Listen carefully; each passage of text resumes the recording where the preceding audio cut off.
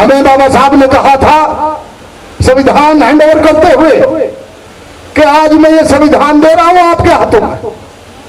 इसमें राजनीतिक अधिकार तो आपने दे दिए, लेकिन अगर आर्थिक दृष्टि से इस समाज में वो तालमेल और वो बैलेंस नहीं रहा तो आने वाली पीढ़ियां आपको ललकारेंगी और उन सरकारों को उखाड़ कर फेंक देगी जिनकी नियत आर्थिक दृष्टि से और सामाजिक दृष्टि से बराबरी का अधिकार देने का नियत नहीं होगी।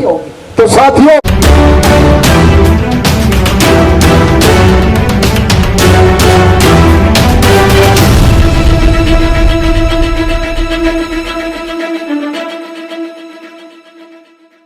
प्रारूप देने वाले संविधान के रचयिता, विश्व रत्न, भारत रत्न, गरीब, दलित, सरहरा वर्ग के मुक्तिदाता, नारी और उस समाज के मुक्तिदाता जो समाज सदियों से प्रताड़ित रहा, पीड़ित रहा, डॉक्टर बाबा साहेब भीमराव अंबेडकर जी के चरणों में कोटि कोटि नमन करता हूं।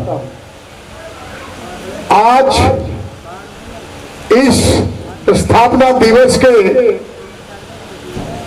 बहुत ही महत्वपूर्ण अवसर पर हमारे बीच में मंच आसीन श्रद्धेय डॉक्टर सीपी सिंह जी, जो दल के राष्ट्रीय अध्यक्ष रहे और केवल राष्ट्रीय अध्यक्ष ही नहीं, इन्होंने पूरे देश में जाकर के शाखाओं का निर्माण किया। इनका समझाने का ढंग आपने देखा होगा कि उसी ढंग से इन्होंने बहुत बड़ी ताकत समता सैनिक दल में बनाई। उसी श्रृंखला में भाई गुरुचंद जी में करीब 20 स्टेट्स हैं। मैंने भेजा है, जहां भी जाते थे हर स्टेट में 15-15 दिन लगाते थे। और एक समय ऐसा आया कि जब समता सैनिक दल महाराष्ट्र में 3 टुकड़ों में था, पंजाब में था, कर्नाटक में था, तो हमने एक नई दिल्ली में कनॉट प्लेस में एक मीटिंग बुलाई और उन सभी दलों के अध्यक्षों को बुलाया और उनका एकीकरण का करने का काम किया। उसमें सबसे ज्यादा भूमिका गुरुचंद जी की रही और आप सभी श्रद्धेय साथियों की रही। साथियों,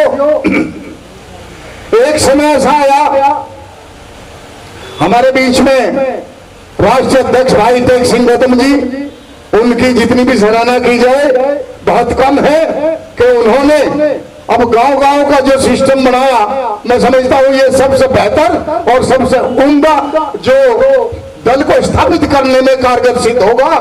मैं उनको बहुत बहुत बधाई देता हूं उस काम के लिए। तेज सिंह गौतम जी को याद होगा कि दल एक बार 2 भागों में बटा। लोग जो व्यक्तिगत अपना हिसाब व्यक्तिगत रखते हैं, अपना स्वार्थ रखते हैं और दल से अपना घर चलाने काम करते हैं, ऐसे लोगों ने इस दल को एक बार नहीं कई बार तोड़ने का काम किया। साथियों, उनसे सावधान रहने की जरूरत है। एक बार निशान जी अलग अध्यक्ष थे और उमेश सिंह गौतम अलग, और यही दिन था स्थापना दिवस। तलवार खींची हुई थी अंबेडकर भवन में, बीच बचाव करने का काम किया और दल को उसी वक्त इन सब का एकीकरण किया। लेकिन आज भी उसी तरह का कुछ सिस्टम चला हुआ है। 1987 से लेकर आज तक दल से हम जुड़े रहे। पद कोई भी रहा हो, पद की बात नहीं है। बात यह है कि आप बाबा साहब के मिशन को कितने मानते हैं? क्या आप उसमें उस मिशन को, उनके बताए हुए आइडियोलॉजी को आप आत्मसात करते हैं या केवल दिखावा करते हैं। बात वो होती, आज भी स्थापना दिवस एक जगह और मनाया जा रहा है, बड़े दुख की बात है। उस सिलसिले में भाई विजेंद्र जी बैठे हमारे बीच में, राजस्थान का प्रभार इनके पास रहा, बहुत इन्होंने काम किया। हमारे भाई बीच में असलम भाई जब जवान होते थे बड़े मजबूत होते थे। असलम भाई का आपने व्यक्तित्व सुना, ये वो सैनिक हैं जिनको शुरू से आखिरी तक आज भी बाबा साहब के दल की छाप इनके दिलों में और इनके दिमाग में है। हमारे बीच में भाई कमल बोध जी भी बहुत सालों से लगे हुए हैं और आज पूरा भाई टेक सिंह जी के साथ कंधा से कंधा मिलाकर के काम कर रहे हैं। हमारे बहुत ही पुराने साथी जेपी एडवोकेट और डॉक्टर सीपी सिंह दोनों कैडर देने काम किया करते थे और मैं समझता हूं कि इनसे बेहतर कैडर अभी तक तो किसी ने दिया नहीं। साथियों, मैं ऐसा करता हूं काम में से ऐसे लोग पैदा हो जो कैडर का काम करे, कैडर को बढ़ाने का काम करे, अनुशासन का काम करे। कोई भी परिवार या कोई भी दल या कोई भी समुदाय बिना डिसिप्लिन और अनुशासन के नहीं चलता। और जब आप अनुशासित हो जाएंगे, कितनी भी लंबी लड़ाई लड़ने के लिए आप मजबूत हो जाएंगे। हमारे बीच में भाई आरपी सिंह जी जब मैं 2009 से और 17 तक अध्यक्ष रहा, ये मेरे चीफ जनरल सेक्रेटरी है और बहुत ही बेहतरीन और सौम्य एक स्वभाव होता है, बहुत ही सौम्य स्वभाव के, और लेखनी बड़ी अच्छी है इनकी। इन्होंने दल में बड़ा अपना योगदान दिया, उनको भी मैं बहुत बहुत बधाई देता हूँ। हमारे बीच में रजनी बहन महिला विंग की राष्ट्रीय अध्यक्ष, उन्हें आपने सुना और मैं भी गदगद हुआ कि सटेनली उन्होंने बाबा साहब को पढ़ा और उनकी बताई हुई चीज पर वो चल रहे हैं, उनके लिए बहुत बधाई। और मैं कहना चाहूंगा कि जितने सैनिक हमारे उस तरह से यहाँ हैं, और बहन रजनी जी आप महिलाओं को भी उस तरह जोड़ने का काम करें, क्योंकि महिलाएं कहाँ काम आती है। जब आप युद्ध में जाते हैं कहीं बहुत भयानक चीज है, और जब महिला दस्ता आगे चलता है वो आपका कवच का काम करती है। किसी भी प्रदर्शन में उसको सक्सेस बनाने के लिए अगर आपके पास महिला विंग मजबूत है तो वो सक्षम आपका 100% सफल होगा। हमारे बीच में भाई सुरजीत जी फिर बहुत जो है, मैं इनके लिए इतना कहूं, चूंकि जब कई जगह इनको लोगों ने जोड़ना चाहा और जब हमने इनको बुलाया, जब भी कहा कि सुरजीत जी आप वापस लौट आओ, तो इन्होंने टाइम नहीं लगा और 2 मिनट में वैसा ही किया। मैं इनके लिए बहुत बार आप इनका ओजस्वी भाषण सुना, बहुत अच्छी बात है। नेपोलियन बोनापार्टे भी इनकी हाइट के थे। नेपोलियन बोनापार्टे जिसको टोटल वर्ल्ड जानता है वो भी इनकी height doesn't have any matter. ये आदमी की इच्छा शक्ति और मानसिकता और वैचारिक शक्ति होती है जो उसको मजबूत बनाती है। साथियों, अब कुछ नाम जो मेरे पास है हमारे बीच में, भाई धनीराम जी राष्ट्रीय सचेतक, भाई विजेंद्र और विजेंद्र जी का हो गया, बुद्ध पीरे जी, कमल बोध जी, हाजी मोहम्मद असलम, रजनी गौतम, रामस्वरूप, ब्रजपाल भारती आयनी, सुरजीत गौतम जी। हमारे बीच में विक्रम सिंह जी थे। विक्रम सिंह जी कहाँ है? विक्रम सिंह जी श्रद्धेय साथी प्यारेलाल भारती जी, ये भी बहुत पुराने हैं। श्रद्धेय सुरेश चंद्र बोध जी, श्रद्धेय राजपाल सिंह एडवोकेट, जिला कमांडर का बहुत बड़ा भारी रोल होता है। मैं समझता हूं कि आप उसे बाखूबी निभा रहे हैं और इसे बढ़ाने का काम करेंगे। दिल्ली से आए हुए हमारे बीच में भाई प्रिंसिपल भगवत जी, उनके साथी दंगल सिंह जी और मेरे साथ हुए दानिश, अजय भाई और दूसरे सलते साथी और जितने कमांडर यहाँ बैठे, भाई सीपी सिंह जी बहुत पुराने, सीपी सागर, के एस राणा जी उपाध्यक्ष और गंगा सागर जी को भूल जाता हूं अक्सर। देखो गंगा सागर जी, इनका भी अपना नाम भूल गया मैं आपका, ये भी बहुत पुराना हमारे संजीव गौतम जी और मनोज दिखे थे मुझे, मनोज जी ये कहाँ छिपे बैठे हैं। दूसरे सभी साथी जिनका मैं नाम नहीं ले पाया, हो सकता है फिसल के काफी दिन बाद मिलने स्थापित किया। उससे पहले मैं एक और बात कहना चाहूंगा कि कल का जो दिन था 23 सितंबर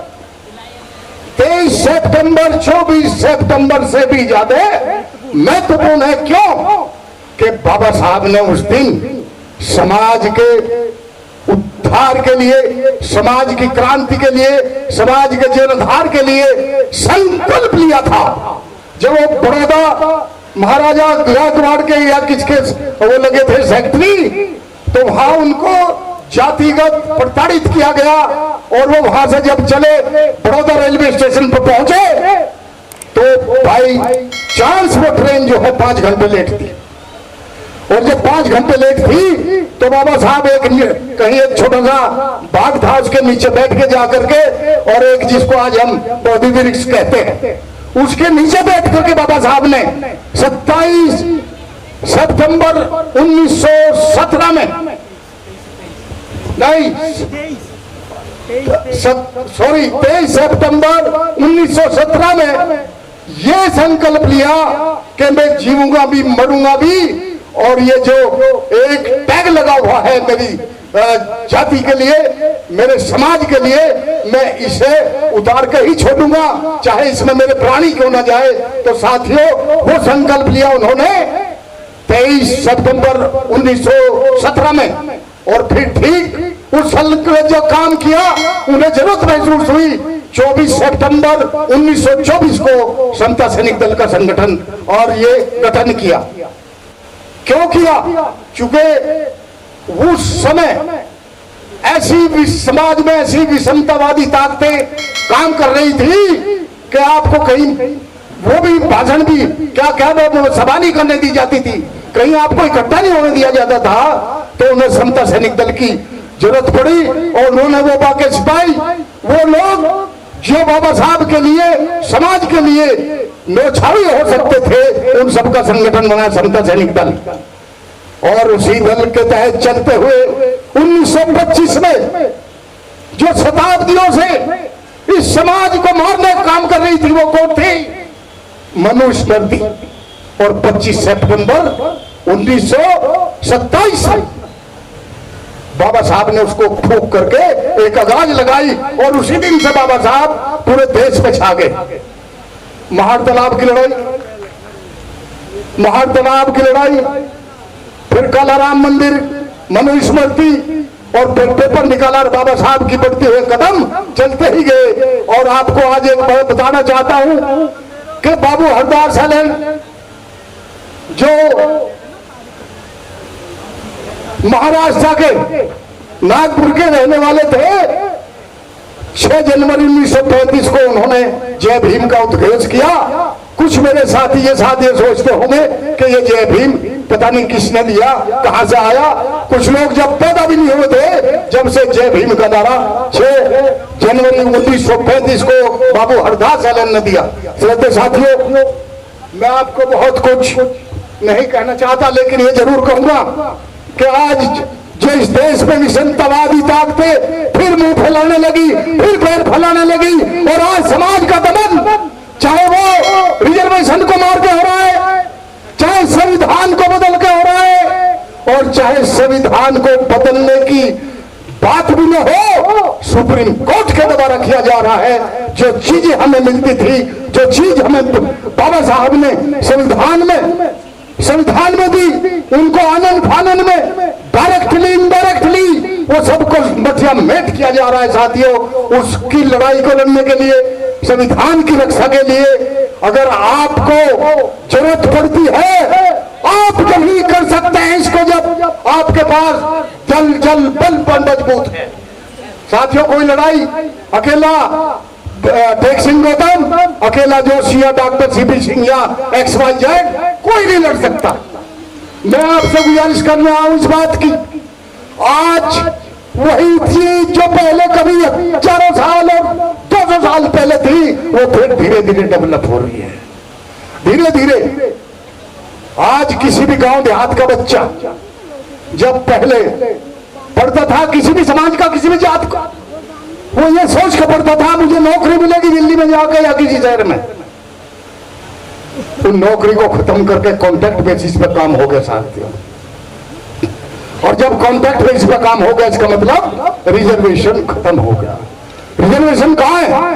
सरकारी नौकरियों में है। और जब सरकारी नौकरी नहीं रहेगी तो रिजर्वेशन कहाँ? इस पर आपको ध्यान करना है।